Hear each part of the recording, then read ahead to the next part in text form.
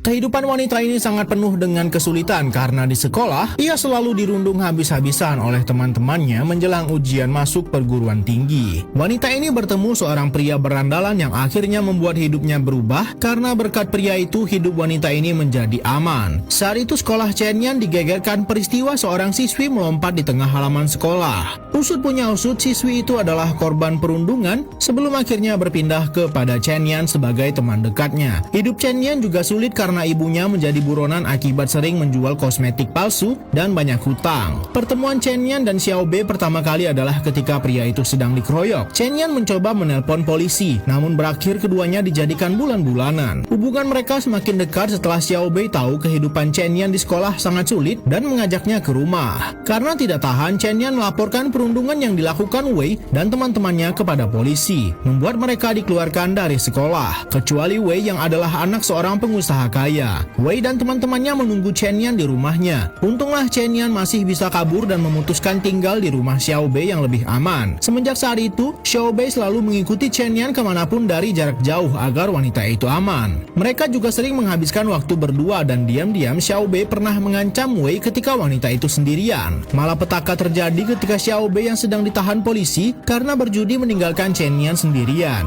Chen Yan dijebak salah satu teman Wei dan membawanya kepada Wei dan mengeroyoknya habis-habisan bahkan sampai mencukur rambutnya. Xiao Bei marah besar namun Chen Yan menahannya. Sampai akhirnya waktu terus berlalu dan Chen Yan akan ujian masuk perguruan tinggi. Tapi di satu sisi, sebuah tubuh ditemukan dalam timbunan lumpur dan ternyata itu adalah tubuh Wei si perundung. Detektif yang menangani kasus perundungan Chen Yan menemui anak itu dan mewawancarainya. Namun anak itu memiliki alibi yang kuat sehingga ia tak bisa ditahan. Diam-diam Xiao Bei berencana menyerahkan dirinya dengan berpura-pura melecehkan Chen Yan yang sedang diawasi polisi. Mereka berdua diwawancarai dan akhirnya polisi memutuskan Xiao Bei lah yang bertanggung jawab atas kematian Wei. Malam sebelumnya, Wei ternyata menemui Chen Yan untuk meminta ampun karena jika tidak ia tak bisa berkuliah.